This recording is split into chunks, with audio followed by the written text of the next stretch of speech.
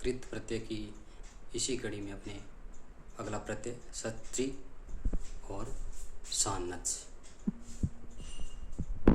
दोनों ही प्रत्ययों का प्रयोग लट लकार में किया जाता है।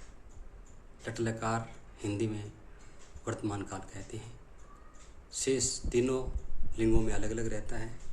अगर सत्री प्रत्यय लगाएंगे किसी भी धातु में तो पुल्लिंग में अगर किसी भी शब्द के अंत में अन लिखा हुआ, जैसे पठन, क्या हो गया? पुल्लिंग हो गया। अंति, बड़ा ई की मात्रा, या सिर्फ अति, वहाँ क्या होगा? स्त्रीलिंग होता है। और अत जो होता है वो नपुंसकलिंग के लिए प्रयुक्त होता है। तो बात करते हैं सत्री प्रत्यय की। स्त्री नहीं है, सत्री प्रत्यय।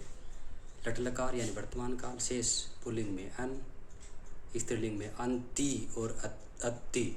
अति नहीं है, अति बड़ी, नपुंसकलिंग में अत। जिस प्रकार पठ धातु में अगर सत्री प्रत्यय लगाएंगे तो पुल्लिंग बनेगा पठन, स्त्रीलिंग बनेगा पठंती, बड़ा, ती छोटी नहीं है। अर्थ एक ही है, लेकिन लिंग भेद के आधार पर बता सकते हैं। भी पठ धातु में अगर सत्री प्रत्यय लगाएंगे तो पुल्लिंग बनेगा पठ, पठन, स्त्रीलिंग बनेगा पठंती और नपुंसकलिंग बनेगा पठत। आदत है, ठीक है। इसी आधार पर क्रीड धातु, क्रीड खेलने को कहते हैं, सत्री प्रत्यय लगाएंगे। वर्तमान काल की बात करें तो क्रीडन यानी खेलता है, क्रीडंती खेलती है, क्रीडत वह यानी कोई नपुंसकलिंग है वो खेलता है।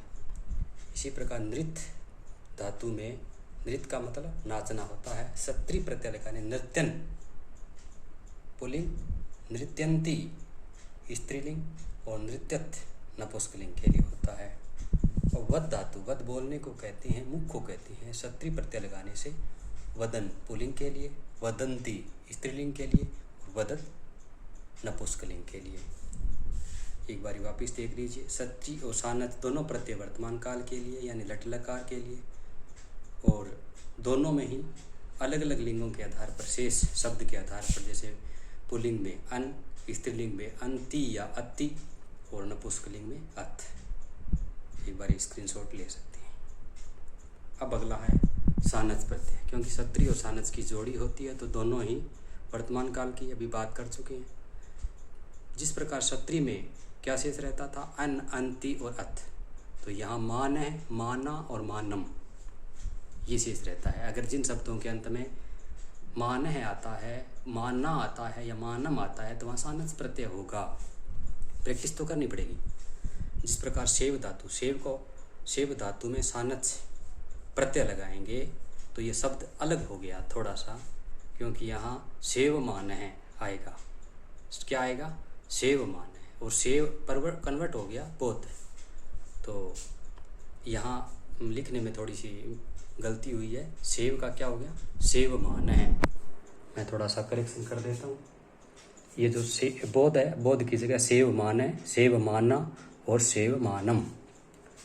और वृद्ध में सानच प्रत्यय लगाएंगे तो वर्तमान है पुल्लिंग के लिए, वर्तमाना स्त्रीलिंग के लिए और वर्तमानम नपुंसकलिंग के लिए। बोध जो वहाँ सेव की जगह कर दिया था आपने, बोध में सानच प्रत्यय लगाने से बोधमान है, बोधमाना और बोधमानम पुल्लिंग, स्त्रीलिंग और नपुंसकलिंग के लिए। इसी प्रकार मुद्ध धातु में सानच प्रत्यय लगाने से मोदमान है पुल्लिंग, मोदमाना स्त्रीलिंग और मोदमानम नपुंसकलिंग के लिए। देख लीजिए, सत्री और सानच प्रत्यय दोनों वर्तमान काल यानी लट लकार। सत्री में पुल्लिंग में अन शेष रहता है तो सानच में मानह शेष रहता है। स्त्रीलिंग में सत्री में अंति और अति शेष रहता है और सानच प्रत्यय में माना शेष रहता है। इसी प्रकार सत्री में नपुंसकलिंग में अत शेष रहता है और सानच में मानम शेष रहता है। स्क्रीनशॉट ले लीजिए, अभ्यास करना है, ठीक।